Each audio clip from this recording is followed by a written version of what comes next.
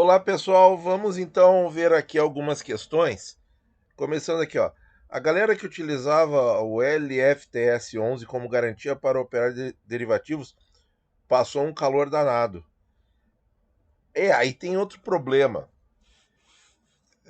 porque uma coisa é o ativo desempenhar mal por qualquer motivo, mas esse motivo vir a ter uma solução mais adiante.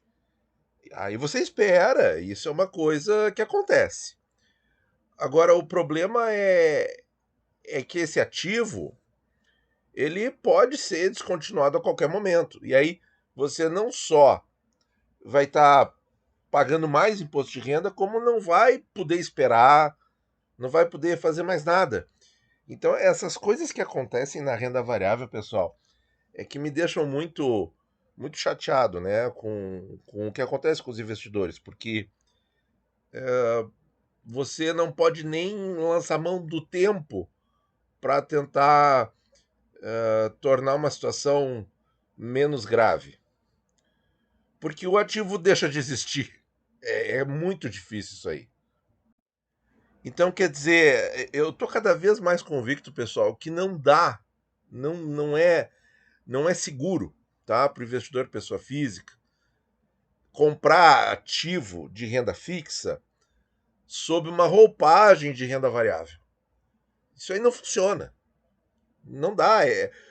Pode funcionar por algum tempo, com alguns ativos, mas como adivinhar aonde vai ser o próximo problema e o tamanho do próximo problema? Então, eu acho que renda variável tem que ser para ativo de renda variável mesmo, para ação, para FII. E renda fixa é o ativo original, é o título do tesouro. Pronto, acabou. Não dá para inventar. Pelo menos eu estou pensando assim. Agora vem a questão mais interessante aqui, ó. Para quem está começando do zero e fica assustado ainda um pouco com a oscilação de taxas no Tesouro Direto. Vale a pena fazer uma carteira de Selic mais IPCA 29? Vale, para quem está começando, vale muito, porque é uma carteira que vai te ensinar como é que os títulos se comportam e você vai estar não só com um ativo mais seguro do Tesouro Direto, que é o Selic, mas você vai estar com o IPCA mais curto, que é o IPCA principal 29, o IPCA dos principais. Que agora a gente tem o Educa Mais 26, mas ele começa a pagar em 26 e vai até 30. Então não dá para considerar muito a mesma coisa, certo? É diferente. Bom, então, o Selic é mais fácil aportar grande, claro, porque a rentabilidade é mais linear, sem dúvida, você não precisa se preocupar com algum momento, embora no IPCA 29, como eu falo nos vídeos de segunda-feira, ele está com um comportamento tipo pensou, comprou. O que acontece? Você pode estar esperando uma determinada taxa, e aí a taxa fica oscilando, e quando ela vem, de repente o VNA já subiu um tanto, uma quantidade importante, né? O VNA sobe uma quantidade importante, e quando aparece aquela taxa, o título está muito mais caro. Isso também pode acontecer. Vamos lá. O Selic é mais fácil aportar grande, porém no IPCA 29 fica aquela dúvida se vale a pena colocar um aporte pesado na taxa de 5,54. Na verdade, pode, tá? A gente até também pode fazer uma simulação aqui de como é que se comportaria o IPCA 29 em altas fortes de taxa. Depois eu vou colocar isso na calculadora do Tesouro. E ele diz aqui, ó, pensei em fazer 30% em Selic 29 e 70% em IPCA 29. Para mim tá ok também. Só quero trazer a lembrança de vocês uma carteira sugerida. Será que foi pelo Bradesco? Eu acho que foi. Lá em 2019, eles eram uma carteira super ultra segura. Eles sugeriam 90% em Tesouro Selic e 10% em IPCA 24 na época, ou 2018, acho que foi 2018. 10% só.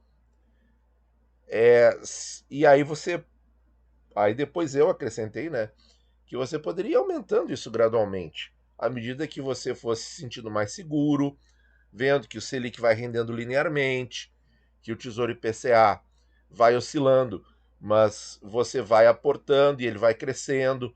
Quando a taxa cai, ele devolve tudo, né? E aí dá uma boa aliviada naquele estresse, né, de curto prazo que acontece, o investidor que está começando.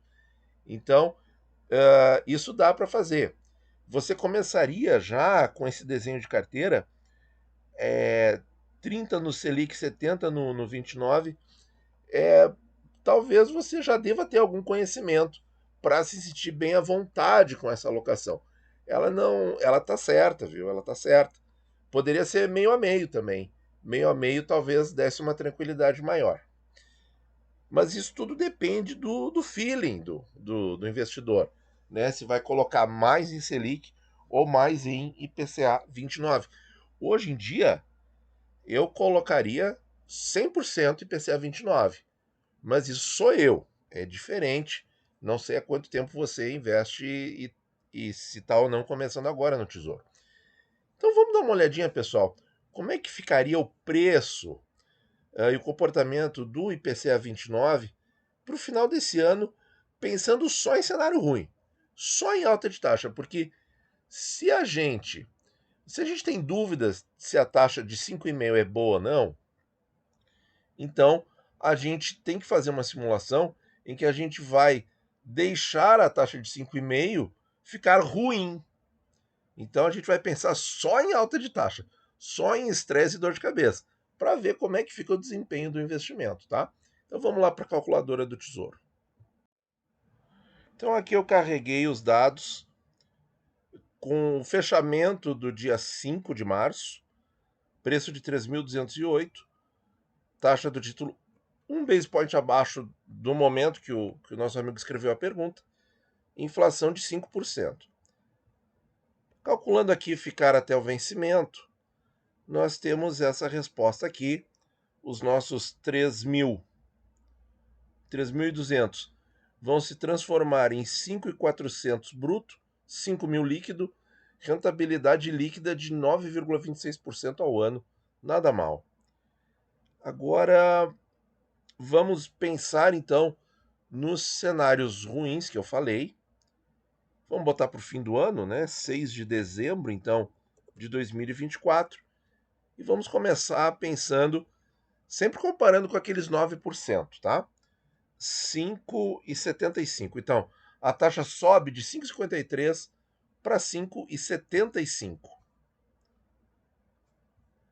Os 9% caem para 7,37. Claro, o valor líquido fica muito menor.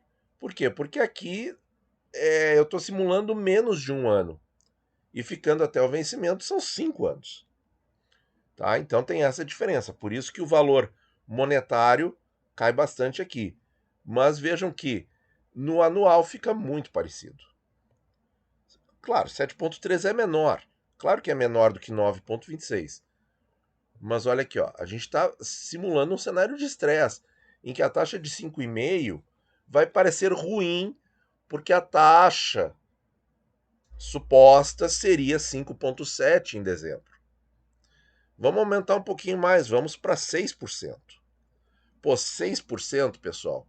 Quem não se lembra do verdadeiro caos que é o noticiário financeiro, quando as taxas dos títulos públicos estão a 6%. Então, vamos ver aqui.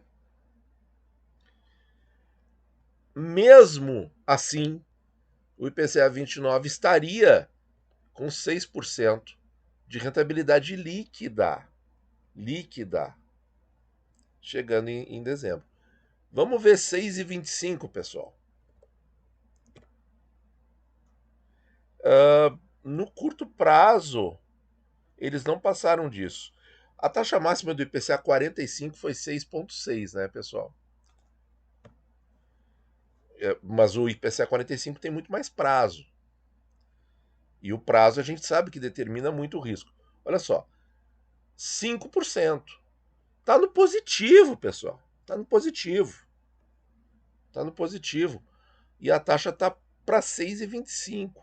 Está subindo quase 0,75, né?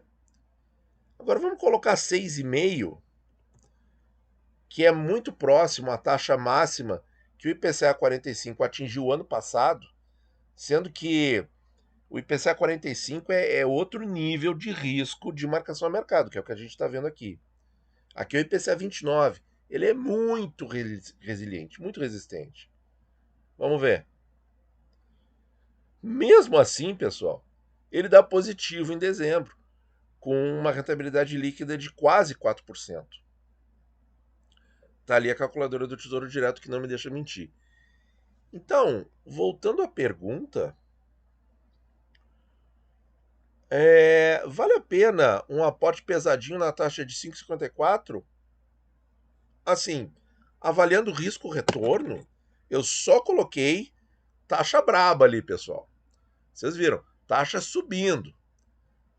Vale, claro que vale a pena. Porque em todas elas, mesmo subindo para 6,5, você vai estar com lucro. Você vai estar com rentabilidade positiva. E aí vem a outra pergunta. Vale a pena esperar atingir 6 ou 6,5 no IPCA 29? Vale a pena esperar? Na minha visão, não. Não vale a pena esperar. Porque o determinante aqui no IPCA 29 é o tempo, que é pequeno. Então, quanto antes você deixar lá para acumular juro composto, melhor. Então, pessoal, vamos fazer esse exercício, vamos simular cenários para a gente conseguir enxergar melhor como é que fica a situação dos títulos públicos no meio de tanta informação cruzada que a gente vê por aí na internet. Tá certo? Muito obrigado por ouvir e bons investimentos a todos.